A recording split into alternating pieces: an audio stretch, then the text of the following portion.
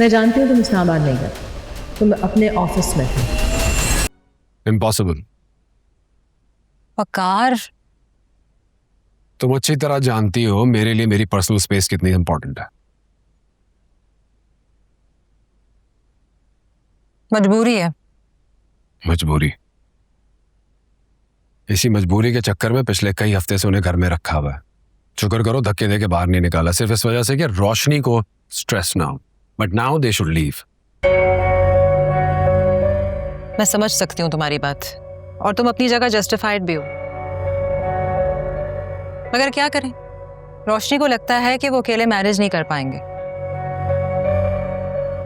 क्या स्कूल के छोटे बच्चे हो? दे आर एडल्ट्स और अब उनको जाना चाहिए। रोशनी कहेगी तो मैं उनका खर्चा उठाने को तैयार हूं। नहीं, वो तुमसे पैसे तो लेगी नहीं, उसने ऑलरेडी ये बात कह दी है। और यार उसकी बहन जवान है, she is unmarried.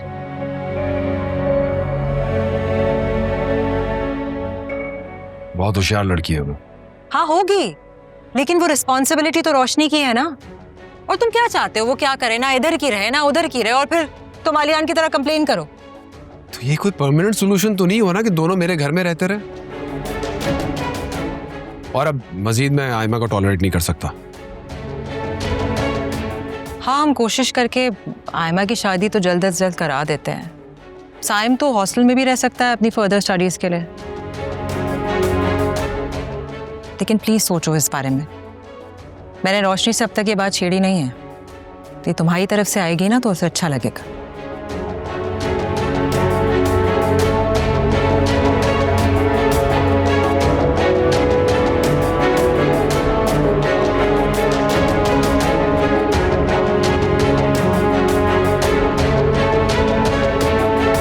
Roshni office में काम ही नहीं था, बोर हो रहा था, सोचा तुम्हारे पास आ जाऊं, इवनिंग स्पेंड करेंगे अच्छी से।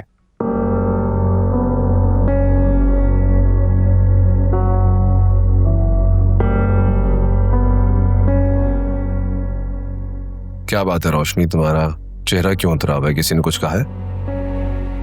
नहीं, आपके होते हुए भला मुझे कोई कुछ कह सकता है?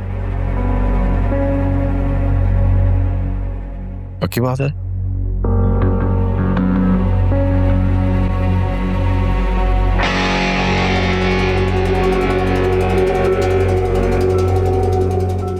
अगर किसी ने कुछ कहा है तो मुझे बता दो, मैं उसका दिमाग ठीक कर दूंगा।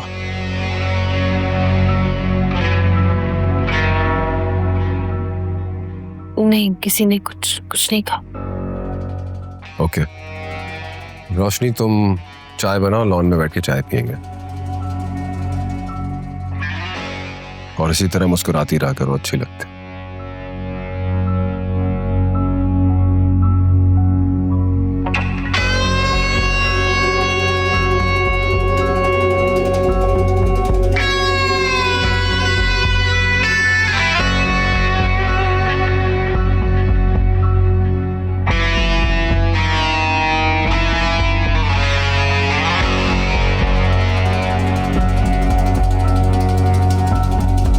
साथ में ग्रीन टी कर देगा। Thank you.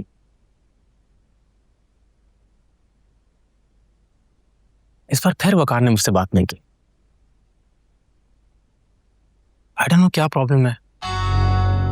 तुम उसे इतनी इंपॉर्टेंस क्यों दे रहे हो? यार मैं उनसे काम निकलवाना चाहता हूँ। मेरे पास एक बिजनेस प्रपोजल है और मैं चाहता हूँ वकार उसमें इन्वेस्टमेंट करे। तुम उसकी इन्वेस्टमेंट की क्या जरूरत है शहीर? तुम खुद इतनी बड़ी बिजनेस फैमिली से बिलोंग करते हो। तुम्हारा बिजनेस सिर्फ पाकिस्तान में नहीं बल्कि यूके यूएस में भी फैला हुआ है। हाँ वो बात अलग है, लेकिन ये प्रोजेक्ट बहुत इंपॉर्टेंट है और आज तक का सबसे बड़ा प्रोजेक्ट है। तो किसी और इन्वेस्टर से बात कर लो। तुम समझ नहीं रही हो, कोई और इन्वेस्टर या बिजनेसमैन में और वकार में जमीन आसमान का फर्क है।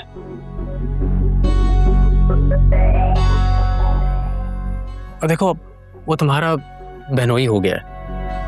आई एम श्योर अगर तुम उससे बात करोगी तो काफी बेनिफिट होगा। अच्छा देखो, तुम लोग अब उसके घर में रहते हो, अब काफी करीबी रिश्तेदारी भी है। तुम एक काम करो, अपनी बहन से बात करो प्लीज। वो आई एम श्योर उसकी जरूर बात मानेंगे। मैंने उनसे बात की तो उल्टा मेरे गले पड़ जाएंगे। लेकिन मैं सोचती हूँ इस बारे में। Thank you so much. By the way, ये तुम्हारी। मेरे लिए?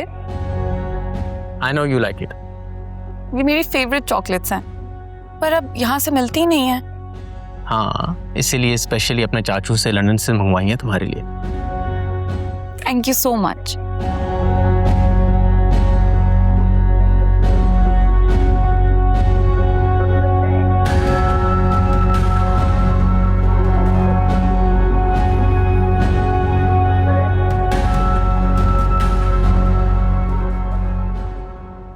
क्योंकि मुझे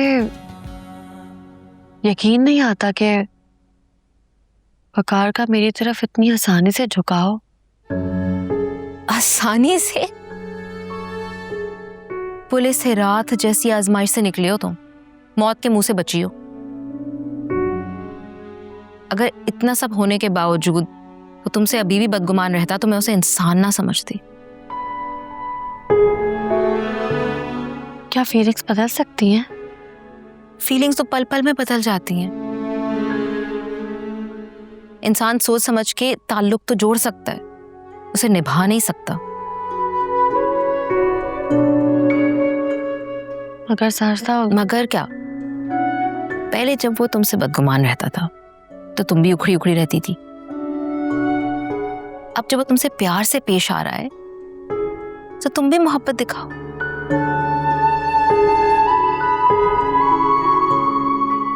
साजदा, मैं आयमा और साइम के लिए बहुत परेशान रहती हूँ। मुझे बहुत फिक्र है उन दोनों की। कि क्या तुमने आयमा और साइम का ठेका ले लिया यार? वो दूध पीते बच्चे नहीं हैं। तुमने उन्हें घर ले दिया है, उसका रेंट दे रही हो, वहां पे शिफ्ट हो जाएंगे, वो अपने घर में खुश रहेंगे और तुम प्लीज अपने घर में खुश रहो।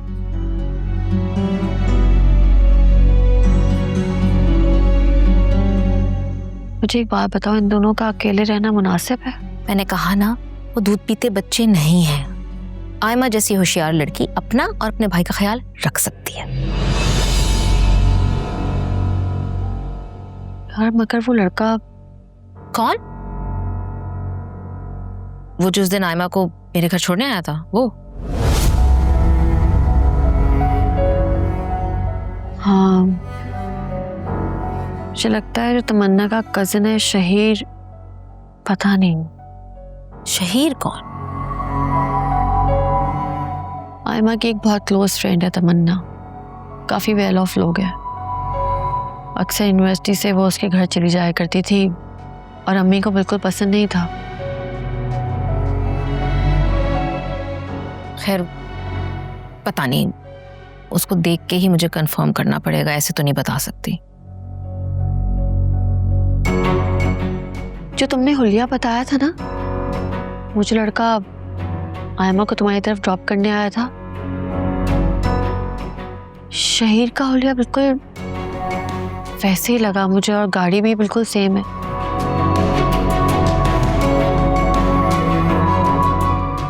मैं इसलिए परेशान होती हूँ आयमा को अकेले छोड़ने में। खुदा ना खास्ता कुछ हो गया तो मैं अम्मी को क्या मुंह दिखाऊंगी यार। अच्छा चलो फिर तुम बताओ, इस मसले का क्या हल होना चाहिए? ओ नहीं, खुदा के लिए उन दोनों को यहाँ पे मत रखना। कोई कम गड़े खोद के गए हैं तुम्हारे सौतेला बाप। लेकिन इन सब चीजों में आयमा और साइम का कोई कसूर नहीं है यार। उन्होंने कोई कम कसर छोड़ी है? साइम का तो मसला अभी थोड़ा सा हल हुआ है। और आयमा तुम्हारे लिए कितनी बड़ी मुसीबत बन सकती है, तुम खुद सोच के फैसला करना।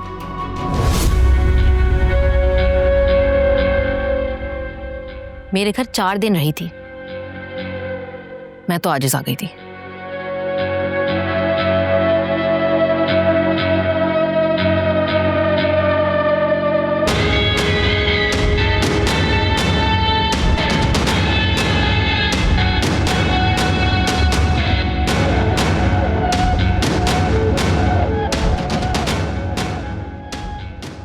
जो तुमने हुलिया बताया था ना, मुझे लड़का आयमा को तुम्हारी तरफ ड्रॉप करने आया था, शहीर का हुलिया बिल्कुल वैसे ही लगा मुझे और गाड़ी भी बिल्कुल सेम है।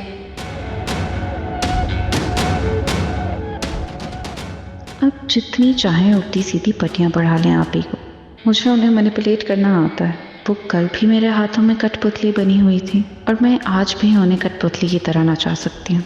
वकार को अगर मैं हासिल नहीं कर सकी तो वो आपका भी नहीं हो सकेगा। इतनी दरारें पैदा कर दूंगी आप दोनों के बीच एक बार फिर कि इस आलीशान महल की दरो दीवार भी लरज़ उठेंगे।